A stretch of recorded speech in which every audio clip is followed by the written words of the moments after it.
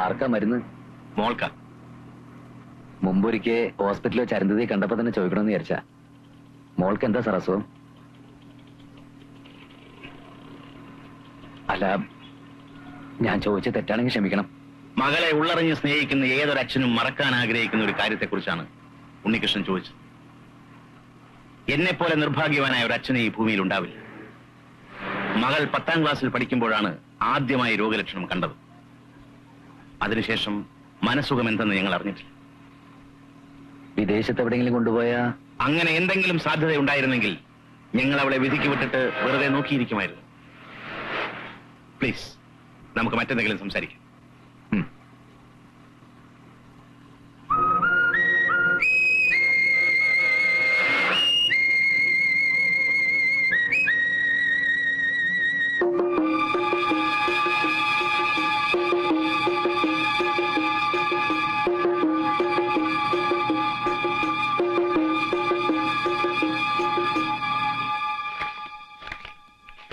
ഇതിൽ എഴുതിയിരിക്കുന്ന vitamin tablets ആണെന്ന് ഉറപ്പാണോ?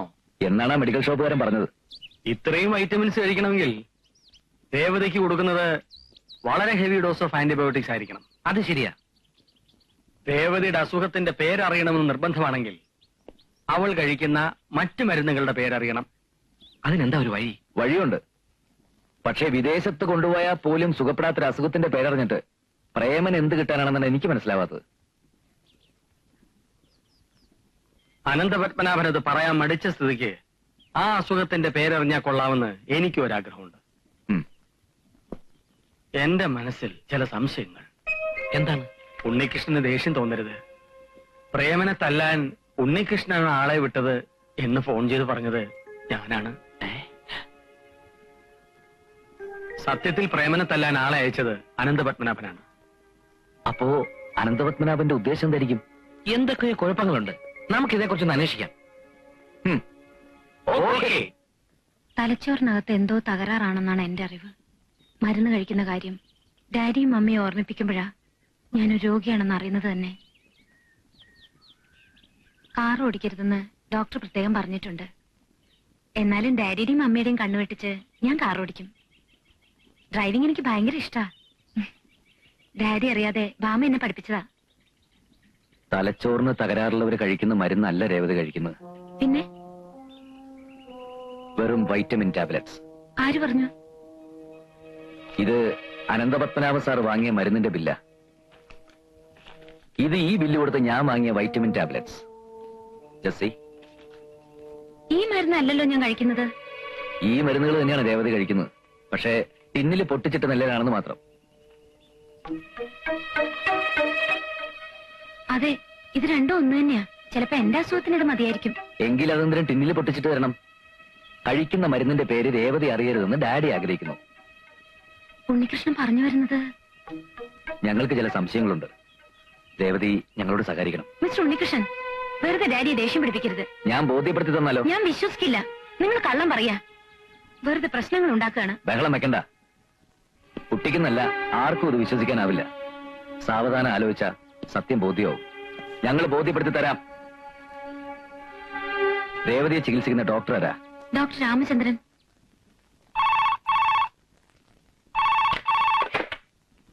Hello, doctor Ramendran here. ഒരു പേഷ്യന്റിനെ നോക്കാൻ ഡോക്ടർ ഒന്ന് വരണം. വണ്ടി അയച്ചിട്ടുണ്ട്. ഇതിന്റെ കൺസൾട്ടിംഗ് അവേഴ്സ് ആണ്. പേഷ്യൻസ് ഒരുപാട് വെയിറ്റ് ചെയ്യുന്നുണ്ട്. വീട്ടിൽ കൊണ്ടുവന്നാൽ നോക്കാം. അങ്ങോട്ട് കൊണ്ടുവരാൻ പറ്റാത്ത അവസ്ഥയിലായതുകൊണ്ടല്ലേ.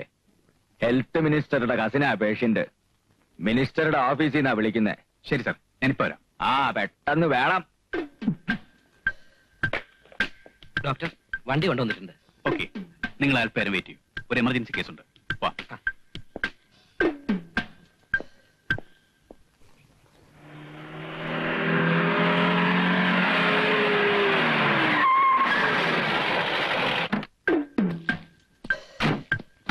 ഡോക്ടർ,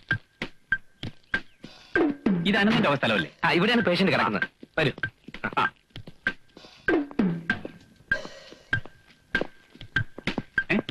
അരുന്ധതി എന്താ ഇവിടെ? നോ, അരുന്ധതിയല്ല, രേവതി. രേവതി നായർ. 1980 ബോംബെയിൽ വെച്ചുണ്ടായ പ്ലെയിൻ ക്രാഷിൽ കൊല്ലപ്പെട്ട കോടീശ്വരനായ സേതുമാധവന്റെയും വിജയലക്ഷ്മിയുടെയും സ്വത്തുക്കളുടെ ഒരേ ഒരു അവകാശി മിസ് രേവതി നായർ. നിങ്ങളാരാ? I M C D Unnikrishnan. I M C I D Prem Shankar. I M C I D Oommen Koshy. V are from secret files private limited. Well doctor, come on. സത്യം പറയടാ, രേവതിക്ക് എന്താണ് അസുഖം? നിങ്ങൾ എന്തായി കാണിക്കുന്നത്? പറയടാ. Tell me the truth. അല്ലെങ്കിൽ ഇന്ത്യൻ റെയിൽവേയുടെ ഏതെങ്കിലും ഒരു ട്രാക്കിൽ ഒരു അജ്ഞാത മൃതശരീരം തിരിച്ചറിയാനാവാത്ത നിലയിൽ ചിന്നിച്ചെതറി കിടക്കും. എന്നെ കൊന്നാലും ഞാനത് പറയില്ല. ഒരു പേഷ്യന്റിനെ സംബന്ധിക്കുന്ന രഹസ്യങ്ങൾ മറ്റുള്ളവരോട് പരസ്യമായി പറയാൻ പാടില്ല. അത് മെഡിക്കൽ എത്തിക്സിനെതിരാണ്. നിന്റെ ഒരു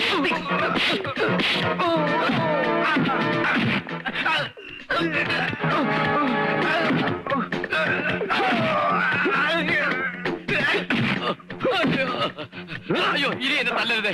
ഞാനെല്ലാം പറയാം. രേവതിക്ക് യാതൊരു അസുഖവും ഇല്ല. അനന്തം പറഞ്ഞിട്ടാ ഞാനിതെല്ലാം ചെയ്തത്. എന്തിന്? അത് അവൾ ഒരിക്കലും വിവാഹിതയാകാതിരിക്കാൻ വേണ്ടി.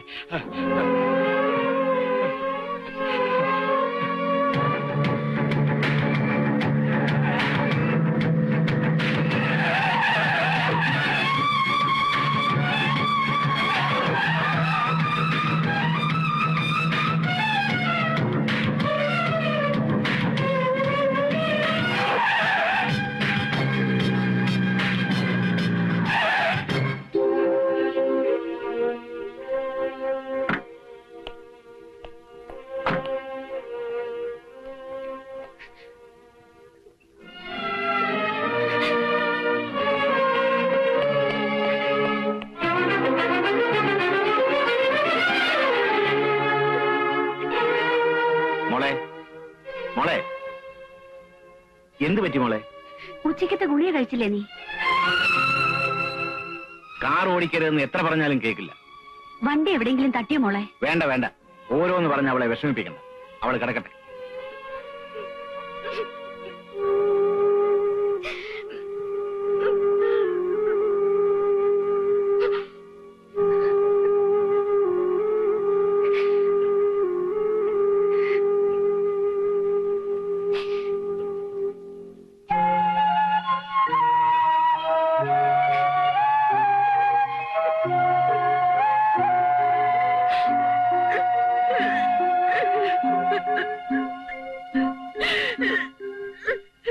താൻ എന്താണോ ഈ പറയുന്നത്? അയ്യോ, ഞാൻ പറഞ്ഞ എല്ലാം സത്യമാ. എന്നിട്ട് ഇപ്പോഴാണോ തനിക്ക് ഇങ്ങോട്ട് കെട്ടിയെടുക്കാൻ തോന്നിയത്? ഇന്നലെ സന്ധ്യയ്ക്ക് അവന്മാരനെ അതിനകത്ത് കയറ്റിട്ട് ഇടിക്കാൻ തുടങ്ങിയതാ. ഇന്ന് നേരം പരവരാന്ന് വെളുത്തപ്പോഴാ അവന്മാരനെ ഇറക്കി വിട്ടത്. എടോ, അരുന്ധതി എല്ലാം അറിഞ്ഞെന്നുള്ളത് ഉറപ്പാണോ? അയ്യോ, അവള് കേൾക്കല്ലേ അവന്മാരെന്നെ കൊണ്ട് ഇടിച്ചെല്ലാം പറയിപ്പിച്ചത്. അവൾ ഉണർന്നോ? ഉണരാൻ നേരാവുന്നല്ലേ ഉള്ളൂ. ഇനി ഒരു കാരണവശാലും അവളെ വീട് വിട്ട് പുറത്തിറങ്ങരുത്.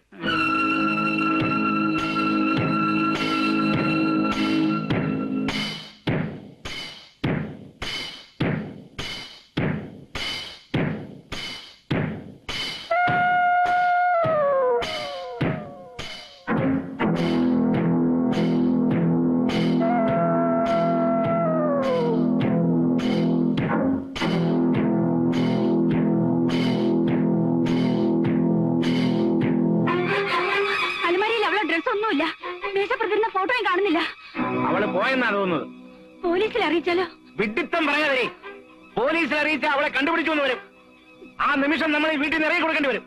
വീട് മാത്രമോ, കമ്പനി, എസ്റ്റേറ്റും എല്ലാം പറയും. ഇനി എന്ത് ചെയ്യും? അങ്ങനെ വിട്ടൊഴിഞ്ഞു കൊടുക്കാനല്ലല്ലോ ഞാൻ ഈ പാടൊക്കെ പെട്ടത്. എന്ത് ചെയ്യണമെന്ന് എനിക്കറിയാം.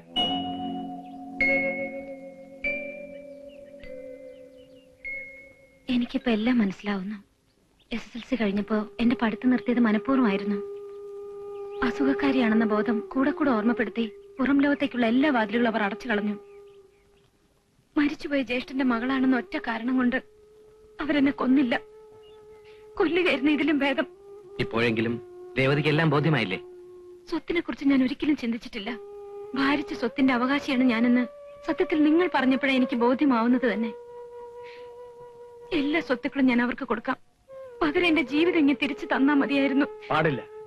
ഒരു നയാ പൈസ പോലും ആ ദുഷ്ടന് കൊടുക്കരുത്. ഇന്ദ്രപ്രസ്ഥത്തിൽ നിന്ന് അയാളെയും പെണ്ണുമ്പിള്ളി അടിച്ചിറക്കി എരുമച്ചാണോ തളിക്കണം. അതെങ്ങനെയാ ചാണകം തെളിക്കുന്നേ? അവിടെ മാർബിളല്ലേ? ഇപ്പൊ രേവതി കൂടുതലൊന്നും ആലോചിക്കണ്ട. എന്ത് സഹായത്തിനും ഞങ്ങളൊക്കെ കൂടെ ഉണ്ടാവും.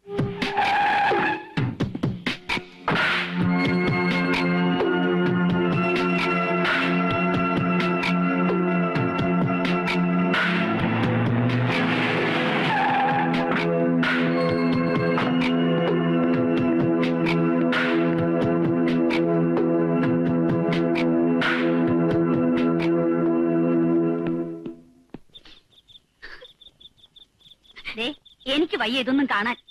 അന്നേ ഞാൻ പറഞ്ഞതാ ചാടിക്കറി വാക്കൊന്നും പറയരുതെന്ന്. അതിനിപ്പോ ഇവിടെ എന്തുണ്ടായെന്നാ? ഒന്നും ഉണ്ടായില്ലേ? ഇവള് ജലപാനം കഴിച്ചിട്ട് ദിവസം 2 ആയി. അവന്റെ കത്ത് കിട്ടിയിട്ട് എന്തെങ്കിലും കഴിക്കുമെന്ന് വാശിയില്ല ഇവള്. ഓരോ ഏടാകൂടങ്ങൾ വലിച്ചു വെച്ചിട്ട് വീട്ടിലുള്ളവർക്ക് കിടക്കപ്രതി ഇല്ലാണ്ടായി.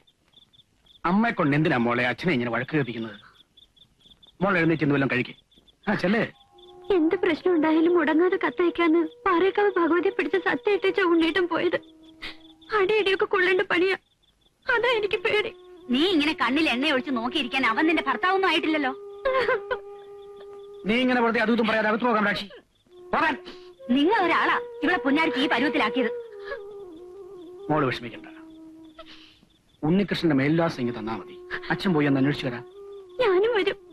അച്ഛൻ പോയിട്ട് അന്ന് തന്നെ ഇങ്ങ് വരുമെന്നേ. എനിക്ക് ഉണ്ണിയേട്ടനെ കാണണം. നീ വെറുതെ വാശി പിടിക്കല്ലേ ദമയന്തി. അച്ഛൻ പോയിട്ട് വരാമെന്ന് പറഞ്ഞില്ലേ?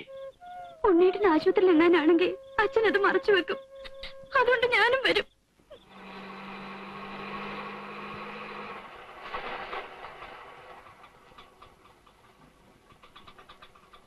മോളെ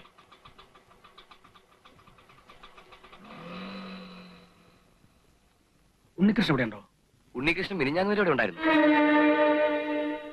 എങ്ങോട്ടാ പോയെന്നറിയാവോ? അതറിയത്തില്ല. ഇന്നലെ ഇന്നുമായിട്ട് വേറെ ആരുണ്ടൊക്കെ അന്വേഷിച്ചു വന്നിരുന്നു. അവന്റെ കൂടെ ഒരുത്തനുണ്ടായിരുന്നല്ലോ, ഒരു കുഞ്ചു. അവർ രണ്ടും കൂടെ ആ പെട്ടിയൊക്കെ ആയിട്ട് പോയത്. ഇന്ദ്രപ്രസ്ഥത്തിൽ അനന്തസാറിന്റെ വീട്ടിൽ അന്വേഷിച്ച ഒരു പക്ഷെ അറിയാൻ കഴിയും. നിങ്ങളുടെ മകളെ കിഡ്നാപ്പ് ചെയ്തെന്നോ? എപ്പോ? 2 ദിവസമായി. ഷേ, കേരളത്തിൽ ഇതൊരു സ്ഥിരം ഏർപ്പാടായിട്ടുണ്ടല്ലോ. ഏതായാലും ഡീറ്റെയിൽസ് എഴുതി തരൂ. ഇന്ന് തന്നെ അന്വേഷണം തുടങ്ങാം. ഡിറ്റക്ടീവ് ബെഞ്ചമിൻ ഗോമസിനെ ഏൽപ്പിക്കാം. കേസ് ഏൽപ്പിക്കാൻ വന്നതല്ല ഞാൻ. എന്റെ മകളെ കിഡ്നാപ്പ് ചെയ്ത് നിങ്ങളുടെ സിഐഡിമാരാണ്. അങ്ങനെയോ? ആരാണവർ? Unnikrishnan, Premshankar, Oommen Koshy. You are mistaken. നിങ്ങൾക്ക് തെറ്റുപറ്റിയിരിക്കുന്നു. അവർ സിഐഡിമാരല്ല, ഓൺലി ട്രെയിനീസ്. സീക്രട്ട് ഫയൽസിന്റെ പെർമനന്റ് സ്റ്റാഫ് അല്ലാത്തടത്തോളം കാലം എനിക്ക് അവർക്കെതിരെ ആക്ഷൻ എടുക്കാൻ ബുദ്ധിമുട്ടുണ്ട്. മിസ്റ്റർ അനന്തപത്മനാഭൻ, നിങ്ങൾ പോലീസിനെ ഇൻഫോം ചെയ്യൂ. എനിക്ക് അവളെ വീണ്ടെടുക്കാൻ കഴിയാഞ്ഞിട്ട് വേണ്ടേ പോലീസിനെ അറിയിക്കാൻ?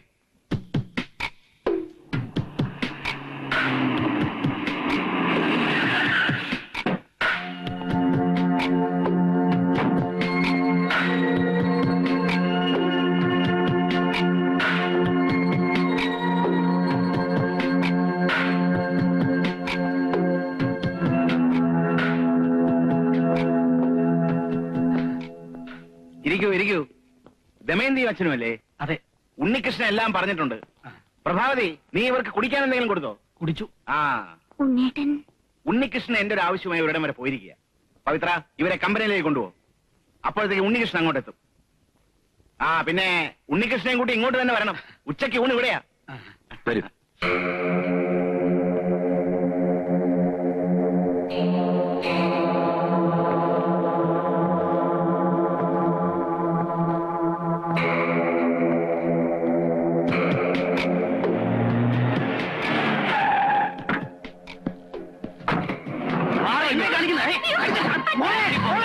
അനന്തസാറിന്റെ മകൾ ഉണ്ണികൃഷ്ണന്റെ കസ്റ്റഡിയിലാണ്.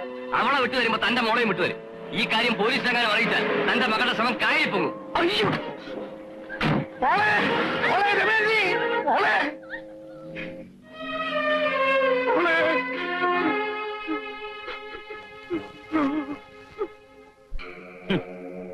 ഇനി വണ്ടി ഓടിച്ച് വെറുതെ ഇന്ധനം കളയണ്ട.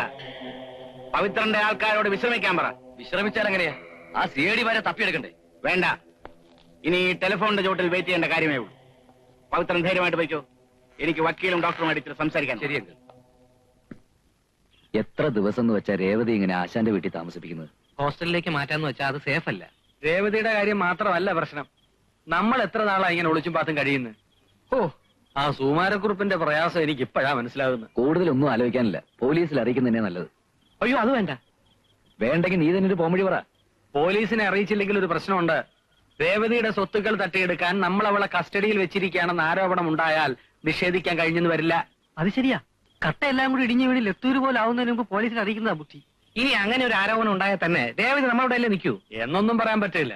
സ്വന്തം തന്തമാര് മക്കളെ തള്ളി പറയുന്ന കാലമായത്. താൻ ജീപ്പിലോട്ട് കയറും. കറക്റ്റ്, അത് തന്നെ. നേരെ പോലീസ് സ്റ്റേഷനിലേക്ക് വിടാം.